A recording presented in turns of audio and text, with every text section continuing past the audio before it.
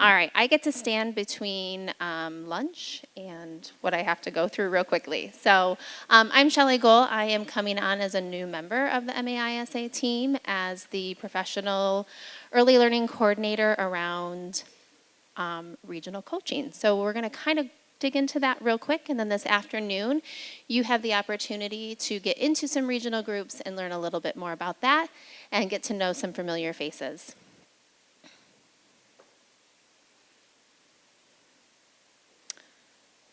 Can I get some help with the slide forward, please?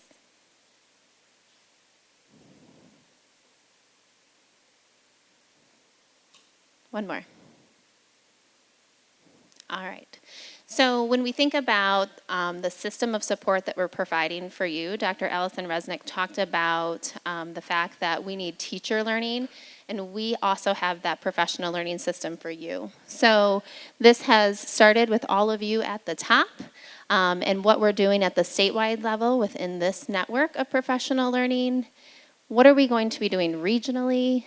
And it also outlines for you your enabling conditions. So if you look in your booklet at the tab for regional coaching, this will be the first page that you see. The second page that you see. Sorry, the first one I think is the map. Okay. So you're going to see in there the trajectory that Michelle mentioned earlier today. And then in those enabling conditions, that goes back to a little bit of what Dr. Curie mentioned earlier today about what is it that we need our leaders to do to help and support us back in our schools for our coaching. But what I want to talk to you about today is regional coaching. So if we can go to the next slide. Since we started in 2016, the pieces that we have accomplished are the essential practices, right? That's around all the work that we're doing. We have this network that continues to grow. We've grown to over 500 coaches coming into this network and learning and growing together. We have that trajectory of learning, and a few years ago, we added the role of an ISD coach coordinator to provide that connection between state-level learning and local learning. So where we're adding is the next slide. And that is regional coaching. So we have 10 regions defined by MAISA across the state of Michigan. One of them is up in the UP, and they're learning together. They are Region 1. And then we have them all listed there. In your program, there is one tiny error. They're technically in Region 3, but they do a lot of their work in Region 7. That's how they're supported for instruction. So, Barry, you're moving from 3 to 7. So that's been updated on the slide, but not necessarily in our booklet. But if you are a regional coach, would you please stand? Okay. So, up in the UP, we have Chandra Ziegler and Ashley Thomas. I will be the Region 2 coach. Region 3 is Leslie Smith, which was over here. Region 4 is Stephanie Dunton. She's been helping also with microphones with Leslie today. Heather Phelps is in the back, and she will be Region 5. Heidi Gaskin, Region 6, and she's around here someplace. You'll see them all later today. We have Region 7 with Shannon Sweet and Susie Kaufman. Amanda Morris for Region 8. Aisha Williams for Region 9. Heather Palmer and Melissa Wilson for Region 10. So they're all super excited to do this work and came together on Monday to really be thinking about what kinds of coaching support and coherence we're going to be providing. Next slide, please. So, why regional coaching? Well, this allows for the coherence around Michigan's vision for coaching. It ensures that we have that local implementation from the state level down into our local level.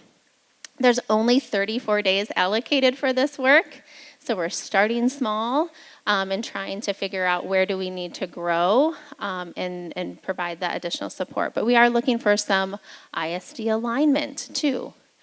We also have the opportunity for collaboration with our ISD coach coordinators, who many of them wear many hats back in their ISDs. And so this is a provided support for them. We are increasing coaching intensives, and we're also redesigning our ISD quarterly meetings and what those will look like. Next slide. The other reason behind regional coaching is that it is legislatively defined. It's been in our legislative language for many years, and we're finally at the point we're able to enact this as an additional layer of support. So when you read this slide, you'll notice that we're talking about them A, being named, but B, some of the things that they should be doing, which is providing some professional learning regionally, providing support around data collection, working with new coaches, and those types of things. So that's our end mark, right? That's where we're working to grow towards. Next slide. So where are we starting? This year we're starting with a couple big moves, big shifts. First of all, you're going to have 4 quarterly meetings like we always have. 2 of them are going to be in person regionally. So we've identified spaces across the state of Michigan that aren't too far from home where we can bring you back into settings like this because we know that you value learning and growing together. The other thing that we're going to be doing is 2 virtual, fully virtual during our winter months. Those will be held and supported again by the larger MAISA team, and we have Dr. Allison Fox-Resnick, who will be joining us again in February. The other one is we are increasing the number of intensives. We're going to have 6 intensive institutes. You're going to learn about that a little bit more in your breakout today.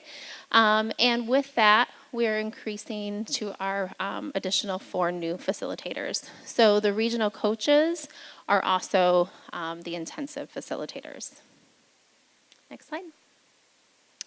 In addition, we talked about that support for the ISD coach coordinators, so we'll be meeting with them as we have been on a regular basis once a month, but also supporting them in their local needs. They're brainstorming about what's going well.